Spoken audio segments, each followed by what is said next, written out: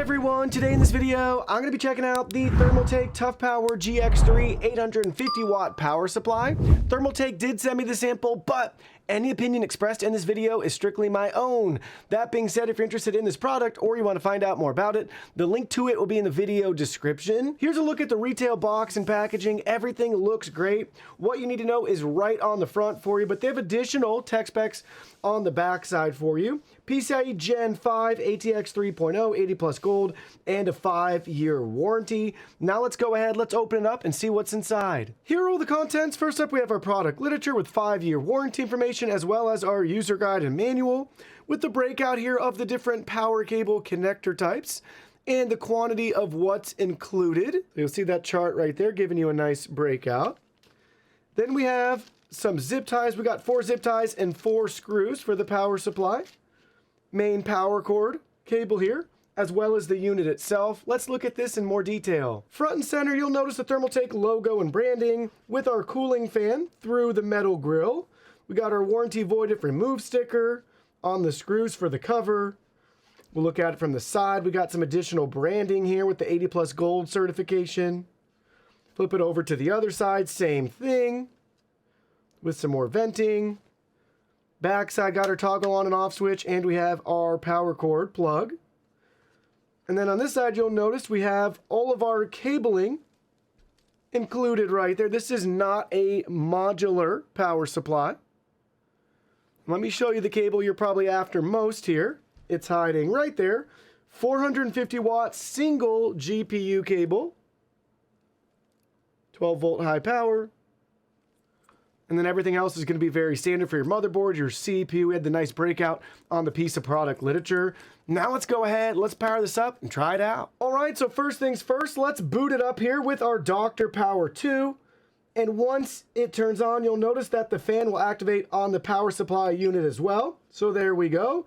We're getting all of our readouts here for our main motherboard cable. 5 for 5, 12 for 12, 3.3 for 3.3, 11.7 for 12, 5 for 5, and a PG score of 173. Blue is good. Everything is operating right within their tolerances. No issues there.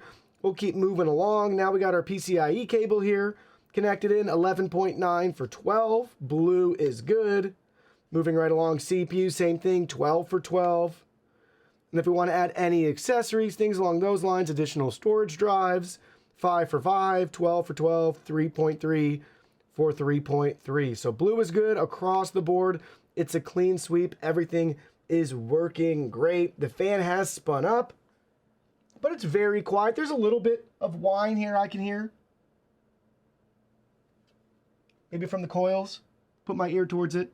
Just a little bit there, but now let's go ahead. Let's really stress this out. All right, so we have the power supply installed right here. Take a look. So we have it powering our CPU, our motherboard, and our GPU. So far, so good. I am looking in here, and the fan is spinning right now. We do have the fan spun up, even at an idle. So I wanted to give you a baseline for what you can expect. So with this build, we have this is a 3080 FE. We have a 13900K CPU. We're showing right now, we're using about 15 watts for the GPU and about 9 watts for the CPU. Now let's go ahead, while we have it just at an idle, let's see how loud it is. So we peaked at about 41 decibels, holding it right up to the side. I didn't want the fan blowing through to impact our decibel readout. When I put my ear right up to it, I can hear either the bearing or a little bit of a coil whine.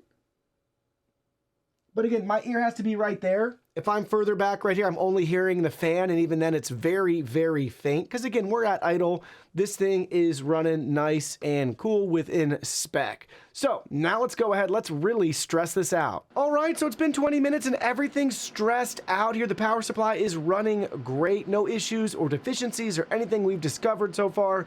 It's great to see all of those charts in real time, to see how everything's very flat.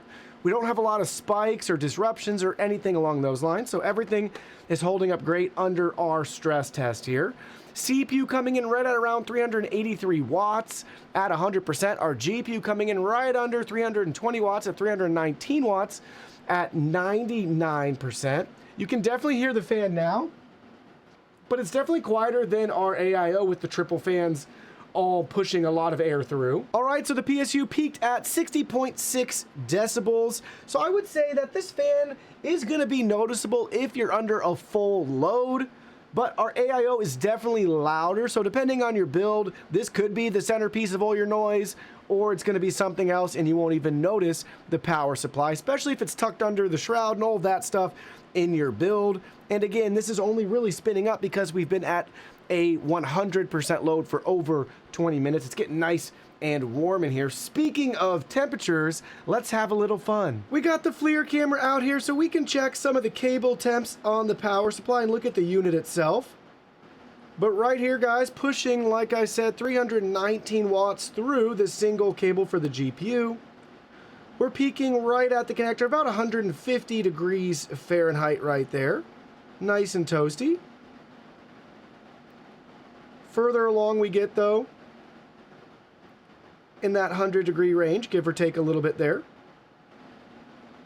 And then it continues to cool further down. And now looking at the power supply unit right here, we'll just check it out. About 80 on the side.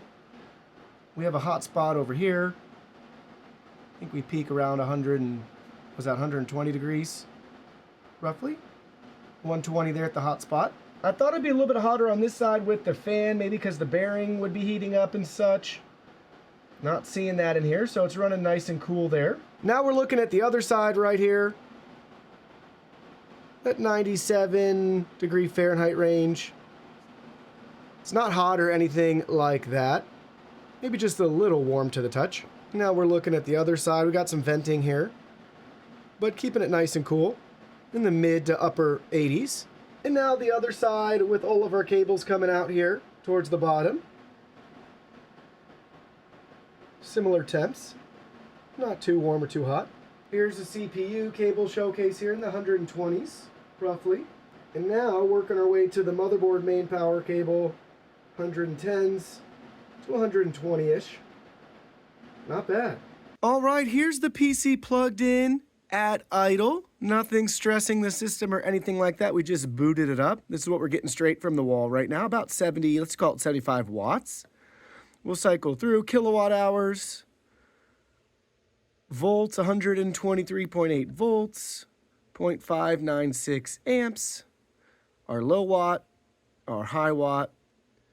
Then we're back to our current watts. Now we have it under a full load here, 875.9 watts, 0.301 kilowatt hours, 120.4 volts, 7.308 amps, 0.2 for our low, and then 885 for our high. And then we're back to what we're currently getting right there, 873.8. So far, so good with this power supply. We're getting close to the 40-minute mark with this being completely stressed out with no issues at all, so it's great to see. This is backed by a 5-year warranty, so I expect it to last for years to come. So far, so good in my experience as well with Thermaltake power supplies. I've not had any issues yet. I like to think by that time, 5 years from now, you'll probably be on to your next PC anyway. So if you have reservations, sure, you could get a power supply with a 10-year warranty, but chances are there'll be a new connector, new GPU, new technology, just a bunch of other things that you'll want to upgrade anyways. But that's kind of beside the point. Anyways, all is well with this power supply. There's really not much to say. Personally, I prefer fully modular power supplies. I like to be able to get rid of cables that I'm not using or add in other cables in the future. But overall, everything is working as advertised, and I have no complaints. It's a simple power supply that's just gonna work.